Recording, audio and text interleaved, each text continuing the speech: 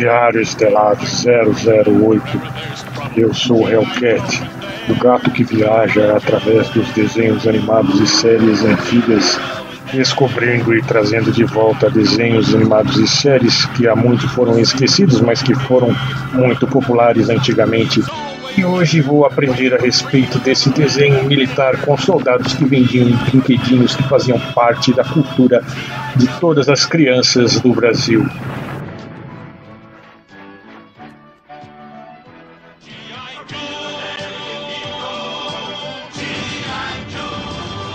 Comandos em ação. Mas nem começou e já tá tendo tiroteio. Esse desenho por acaso se passa no Rio de Janeiro, Sem resmungar, Hellcat, esse é um desenho super legal que todo mundo gostava, ninguém reclamava. Não vem você reclamar agora, porque é o desenho dos Comandos em Ação. G.I. Joe é o nome código da equipe de ataque mais ousada do mundo. Seu propósito, defender a liberdade humana contra a Organização Cobra, um impiedoso grupo terrorista determinado a dominar o mundo. Nós nos divertíamos imitando cada episódio da televisão na nossa sala, jogando e brincando com os personagens, colocando ele nas navinhas, emprestando dos colegas, juntava os primos, amigos, e cada um trazia um brinquedo diferente e a gente se divertia demais. Não acredito, esse garoto está ganhando um Falcon. Pois é, o Falcon era o primeiro G.I. Joe, o primeiro Comandos em Ação. Ele tinha 12 polegadas, cerca de 30 centímetros. É tudo grandão, o carro grande, o trailer grande, o boneco grande. E a gente se divertia com o bonecão. Aí depois veio a crise do petróleo, veio uma dificuldade e o bonequinho foi diminuído a um tamanho bem pequenininho. Vamos ver alguns bonequinhos aqui que vai ser bem divertido relembrar esse passado. Olha que boneco legal, que interessante. Ele vestido todo de preto. Pois é um boneco futurista, muito legal. Que ele vinha com equipamentos, alguns vinham com escudo, vinha com arminha laser. Era bem divertido. Essa foi a última geração dos bonecos Falcon, nos anos de 80, se não me engano foi 81 o último. Olha só que lindo encaixando. A série Comandos em Ação traz novas emoções para você. Falcon é inteiramente articulado. As mãos flexíveis dobram e seguram. E os cabelos parecem reais. Falcon, o herói de verdade, mais um lançamento emocionante da Estrela. Comandos em Ação. Uau, que legal! Se eu tivesse sido criança nesse tempo, eu iria adorar esses desenhos. E esses bonequinhos também, com arminhas super realistas. Legal, né? Eram os bonecos mais proporcionais que nós tivemos. Outros bonecos eram todos diferentes, pareciam anões ou eram muito grandes. Esses aí eram bem pequenininhos, cabiam na palma da mão e você podia depois desmontar com uma chave de fenda e se divertir fazendo de tudo. Era um tempo muito legal. Cada personagem tinha o seu codinome, vinha com um card super interessante, mostrando a ficha dele. E a gente se divertia colecionando as fichas também, porque a gente podia saber o histórico do personagem, escrito pelo grande Larry Hama, que era um ex-ator que apareceu na série MASH, e ele, quando foi incumbido de fazer isso aí, resolveu criar todos os detalhes especiais do personagem para poder fazer com que fosse mais realista a gente se divertir com os Comandos em Ação. Olha esse aí, o Radinho Alerta, que legal, não é legal? Super interessante esse personagem, hein? Muito legal, ele tinha capacetinho, nossa, igualzinho do desenho animado. Exatamente, por isso que a gente amava naquela época, brincava com os bonequinhos exatamente como a gente via nos desenhos animados e também nos gibis. Nós tivemos aqui várias e várias edições dos gibis. Teve gibi do Falcon nos anos 70 e depois nos anos 80 o gibi dos Comandos em Ação, baseado num desenho animado. Nossa, esse aí quem é? Esse é o Cabeça de Ponte. Cabeça de Ponte, é esse o nome dele, porque deram esse nome para ele, talvez fosse um cargo de algum oficial, alguma coisa aí que fosse do exército brasileiro, né? Nós não sabemos não, quem sabe possa falar depois nos comentários, não é verdade? Mas nós tínhamos a moto, eu lembro quando eu ganhei a motinho e eu perdi o disparador de raios dela, né, que era o sidecar, perdi no estacionamento do Carrefour em São Paulo. Nossa, como eu fiquei triste. Nossa, outro bonequinho, quem é esse aí? Esse aí é o Grant. Agora em português eu não sei o nome dele não. Eu sei que tinha dos desenhos animados também. Cada personagemzinho cuidadosamente tinha nos desenhos animados. Ele era um personagem super divertido.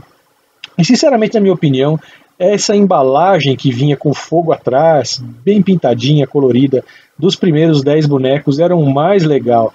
Olha aí, esse boneco aí nunca teve no Brasil. Nossa, então era uma coleção muito grande. Sim, eles fizeram mais de 30 personagens nos Estados Unidos e aqui no Brasil eles lançaram só 10. E esses personagens eram todos desenhados de uma forma meio antiquada para a época, parece desenho dos anos 70. Sim, o desenhista chamava-se Herb Trimpe, era um desenhista que desenhou inclusive o Hulk, e ele fazia os personagens e os objetos todos mais quadradinhos, e ele não se baseava nos bonequinhos para fazer, ele fazia tudo como se fosse da imaginação dele, e ficava tudo um pouco diferente, né? O almofada aí desse personagem chamado Flash, que era o meu favorito, porque ele tinha um raio laser, né? E o nome dele era Raio Laser, e vinha esse equipamento para ele dirigir, que todo mundo queria ter, mas a gente só tinha os bonequinhos, e os americanos eram muito mais baratos para eles. E era uma diversão porque vinha com plataformas, objetos, vinha não apenas com as arminhas, e nós tínhamos apenas o set das arminhas que nós ganhávamos no Natal ou no dia de aniversário, né? Que era a tradição aqui no Brasil. Puxa, vocês ganhavam muito pouco brinquedo, hein? Realmente a situação era difícil aqui no Brasil, né? Nós tínhamos aí salários baixos e as pessoas não tinham ainda uma constituição, mas enfim, os personagens desses desenhos animados faziam com que nós pudéssemos sonhar e nos divertir, e aí fez parte da nossa infância, por isso foi tão importante e tão interessante.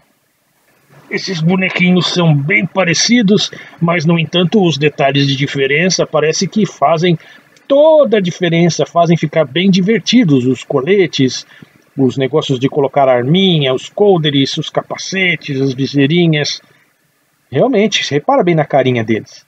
A carinha de cada bonequinho, a carinha de cada personagem era exclusiva. O desenhista lá da Hasbro, que bolou os bonequinhos, fez com as carinhas das pessoas que estavam em volta dele, que ele conhecia, ele fez várias homenagens. E um dia ele fez a própria cara, diz a lenda, e colocou num dos bonequinhos como sendo a carinha dele mesmo, mas eram baseadas em pessoas que ele conhecia, e assim fazem os grandes artistas. Nossa, que divertido! Olha só essa bazuca! Pois é, e o personagem chamava-se ainda Bazuqueiro, que era o bonequinho que vinha com essa bazuca, e ele era realmente lembrava os bonequinhos parados. Olha o Flash aí, os bonequinhos parados que nós tínhamos. Nós tínhamos aqueles bonequinhos da Gulliver, e nós montávamos os exércitozinhos, e o G.I. Joe não, o Comandos em Ação ele era muito mais divertido, porque ele era extremamente articulado, fazia com que você pudesse brincar de qualquer coisa com ele, até as meninas gostavam, você acredita? Não acredito, meninas brincando com meninos nos anos 80. Calma, não é bem assim, meninos brincavam com meninas, mas nós brincávamos de brincadeiras comuns aos dois gêneros. No entanto, a gente brincava de bonequinho só entre meninos, que nós chamávamos de hominho, lá onde eu brincava, em Mairiporã, e as meninas brincavam somente de bonecas. Nessas brincadeiras nós nos dividíamos, mas quando íamos brincar de pega-pega, esconde-esconde, pular, amarelinha e outros jogos em grupo, nós brincávamos meninos e meninas todos juntos. Ah, aí sim, aí é da hora! Olha só a Scarlett, ela era tão bonitinha no desenho animado e aqui ela não tinha o rabo de cavalo, porque não iria permitir que virasse a cabeça dela. Mas olha o tamanho do rabo de cavalo da Ruivona. Até no filme que fizeram mais tarde, fizeram realmente se baseando nesse rabão de cavalo que ela tinha no desenho animado. E ela era namorada do Flint, e esse boneco não teve aqui no Brasil, no entanto nos Estados Unidos eles tiveram o Flint. E a Lady Jota veio depois. Ela veio na segunda leva de bonecos. E olha aí o novo bonequinho chamado Snake Eyes. Ele era todo preto e sem graça, mas era o favorito da criançada. Ele era chamado de Cobra Invasora. E lançaram um também que era uma mistura do Snake Eyes. Pintaram ele de douradinho, capacete, misturaram o corpo do Flash, botaram preto e um símbolo do Cobra. Sem falar que o Snake Eyes aqui no Brasil, ele era do mal aqui, ele era do Cobra.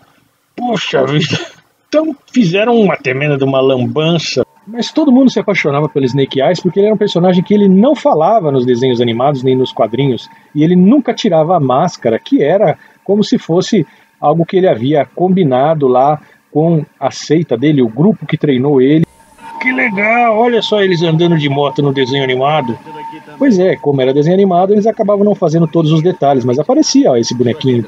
Tinha o bonequinho, vinha com o cachorro, era um dos meus favoritos de brincar. E sempre virava esse grande tiroteio aí, só que para evitar que as crianças mexessem com a arma, eles faziam com que fossem lasers. Mas nós brasileiros, como não tínhamos muitas condições, nós tínhamos apenas o básico dos bonequinhos, e somente as crianças mais abastadas compravam os jipinhos, carrinhos, tanque e outros objetos maiores. Olha o tanto de tiro que se faz aí, e ninguém jamais foi atingido a ponto de se machucar. Mas nós nos divertíamos muito. Nossa, deviam se divertir muito, brincar e fazer de conta que a gente era um comandos em ação nessa época. Missão cumprida. Vejo vocês no velho templo do Cobra, companheiro.